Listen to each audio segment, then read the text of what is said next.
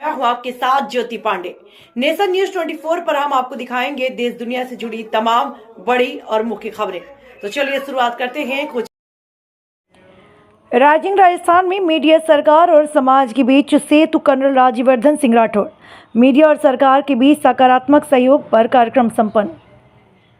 राष्ट्रीय प्रेस दिवस के अवसर पर शनिवार को राइजिंग राजस्थान में मीडिया की भूमिका का कार्यक्रम आयोजन ब्रह्मा कुमारी संस्थान द्वारा मीडिया की सकारात्मक भूमिका को सशक्त बनाने के उद्देश्य से आयोजित किया गया। इस कार्यक्रम में सरकार, उद्योग जगत, मीडिया और सामाजिक संगठनों के प्रतिनिधियों ने भाग लिया। कार्यक्रम का शुभारंभ कैबिनेट मंत्री कर्नल राज्यवर्धन सिंह राठौड़ द्वारा वीडियो कॉन्फ्रेंस के माध्यम से हुआ। उन्होंने कहा, मीडिया सरकार और समाज के बीच एक सेतु का कार्य करता है और राइजिंग राजस्थान के निर्माण व सफलता में इसकी अहम भूमिका है। उन्होंने युवाओं सहित हर वर्ग के विकास के लिए सरकार की प्रतिबद्धता पर जोर दिया। भाजपा प्रदेश अध्यक्ष मदन राठौड़ ने अपने संबोधन में कहा कि मीडिया को समाज के समक्ष सरकार के सकारात्मक कार्यों को उजागर करना चाहिए। उन्होंने राइजिंग राजस्थान के निर्माण में मीडिया की भूमिका को सराहा। ब्रह्मा कुमारी जयपुर सब जोन प्रभारी राजयोगिनी सुषमा दीदी ने कहा कि मीडिया समाज में नई चेतना लाने का सशक्त माध्यम है। राजयोग के अभ्यास से मीडिया सकारात्मक पहलुओं पर ध्यान केंद्रित कर सकता है और भय के माहौल में समाज को संतुलन प्रदान कर सकता है। पंकज ओझा, अतिरिक्त आयुक्त खाद्य सुरक्षा, ने खाद्य सुरक्षा में राजस्थान की प्रगति पर चर्चा करते हुए बताया कि राजस्थान ने राष्ट्रीय स्तर पर 18वें स्थान में से 6वें स्थान तक की छलांग लगाई, जिसमें मीडिया की भूमिका सराहनीय रहा। वरिष्ठ पत्रकार राजन महान ने मीडिया कर्मियों से ईमानदारी और निष्पक्षता के साथ कार्य करने का आह्वान किया। दिखाते हैं पूरी खबर विस्तार से। छूट गया, मैं सिर्फ उसको ऐड करूंगा कि राजस्थान ने जो मिनरल ब्लॉक्स माइंस का ऑक्शन किया, वो खबर प्रमुखता से छपनी थी, लेकिन शायद राष्ट्रदूत ने अच्छे से छापी, बाकी में नहीं छपवाई। राजस्थान ने 85 ब्लॉक्स का एक साथ ऑक्शन करके देश में सबसे पहला स्थान हासिल किया है और कहीं पे इतना बड़ा ऑक्शन नहीं है। ये भी माननीय मुख्यमंत्री जी के नेतृत्व में हुआ। हमारे यहाँ पे फूड में भी बड़ा स्कोप है और माइंस में भी भाई टूरिज्म तो इतना ज़्यादा, हालांकि आप सब अपने जीवन में आगे बढ़ें, खुश रहें, सुखी रहें। इन्हीं शुभकामनाओं के साथ धन्यवाद। ओम शांति। ओम शांति।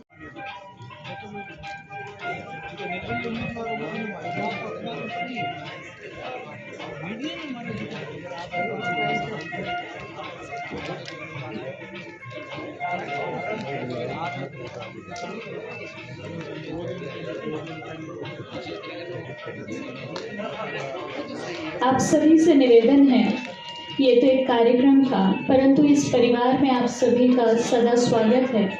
परमात्मा के इस दर पे कभी वो नाम नहीं पूछता, कभी जाति नहीं पूछता है, कभी धर्म नहीं पूछता है, कभी ये नहीं पूछता है आप क्या लेकर आए थे उसके दर पे, परंतु आप सभी का सदा स्वागत है। आप सभी अपने परिवार सहित आप यहाँ पधारें, राजयोग का अभ्यास करें और इस परिवार में शामिल हों।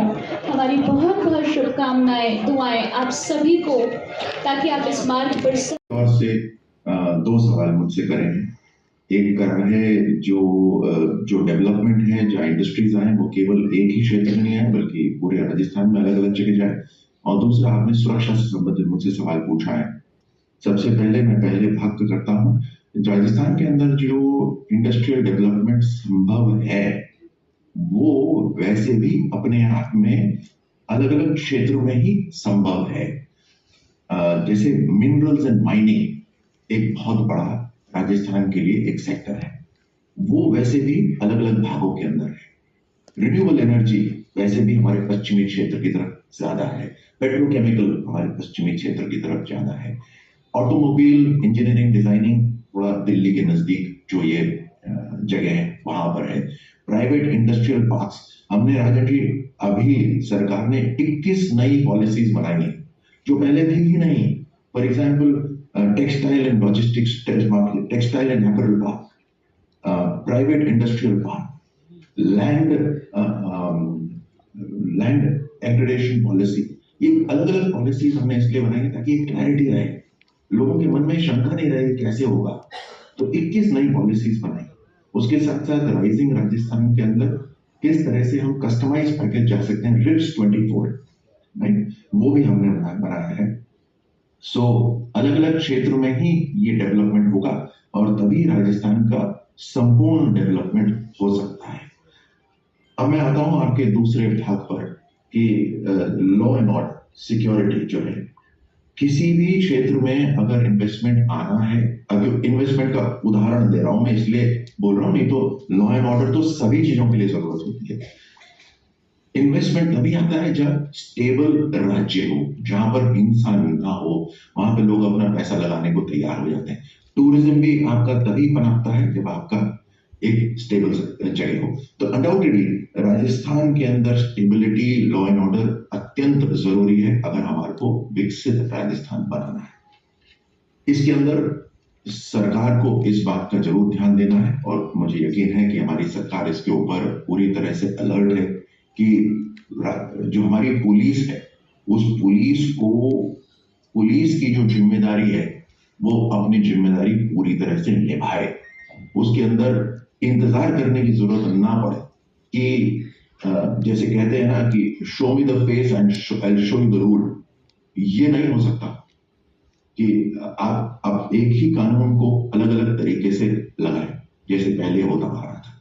इसीलिए जरूरी है कि एक लॉन्ग टर्म सरकार को रहने का जब समय मिलता है तो बिना आदेश दिए सबको पता हो।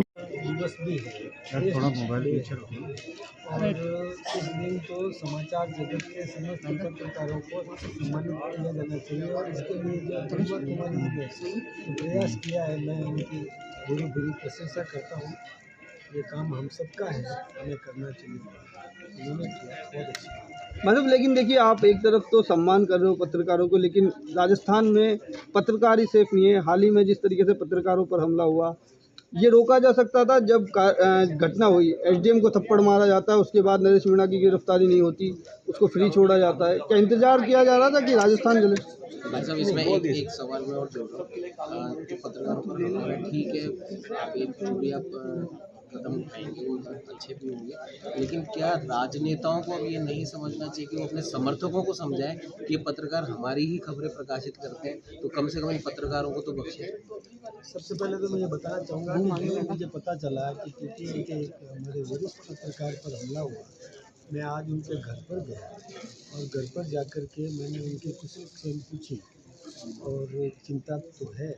वास्तव में किसी भी प्रकार से, चाहे कैमरामैन हो या पत्रकार हो या कोई भी हो, उन पर किसी भी प्रकार से हमला किया जाए वो निंदनीय है, निश्चित रूप से रोका जाना चाहिए। और हमारी सरकार का संकल्प है निश्चित रूप से रोकेगी, भविष्य में इस प्रकार की घटना कभी भी नहीं होने पाए, हम इसका पूरा ख्याल रखें। दूसरा, ये जो सुरक्षा की बात जो आप कर रहे हैं, आपने जो सवाल किया था मेरे से कि जिस समय ये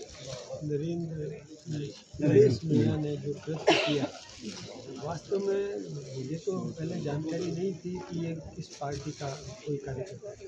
अशोक गहलोत जी का एक समाचार पत्र में समाचार छपा था कि वो कांग्रेस का कार्यकर्ता है। तो मैं सोचता हूँ कि ये जवाबदारी उन लोगों की है कि वो अपने कार्यकर्ताओं को अनुशासन की परिधि में रखे और उनको देखना चाहिए था। फिर भी मैं ये कहता हूँ कि वहाँ पर जो अधिकारी थे, वैसे ये तो चुनाव आयोग का काम था। चुनाव उस समय का जो परिसर है वो चुनाव आयोग के अधिकार क्षेत्र में था, तो उन्होंने भी अपना दायित्व निभाया होगा। गिरफ्तारी भी हुई, लेकिन मॉब कहीं भी कलेक्ट हो जाता है तो थोड़ा प्रशासन को तकलीफ तो होती ही है, ये अपन सब जानते हैं। फिर भी लेकिन बाद में उसको गिरफ्तार किया, उसको न्यायिक और अभिरक्षा में भी भेजा गया। कानून का काम करेगा और सख्ती से पालना चाहिए। धन्यवाद।